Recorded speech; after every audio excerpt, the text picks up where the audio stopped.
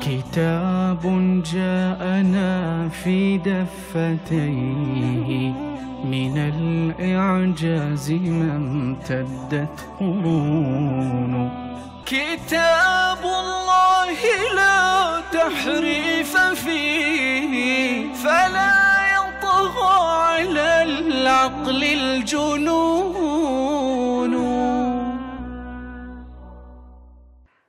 السلام عليكم.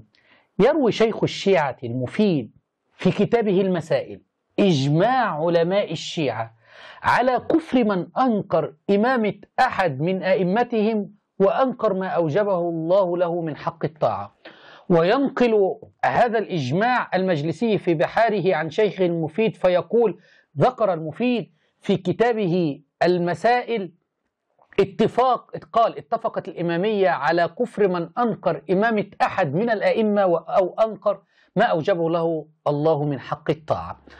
وحينما ننظر في كتاب الله تبارك وتعالى نرى أن الله تبارك وتعالى قال: ومن يكفر بالله وملائكته وكتبه ورسله واليوم الآخر فقد ضل ضلالا بعيدا.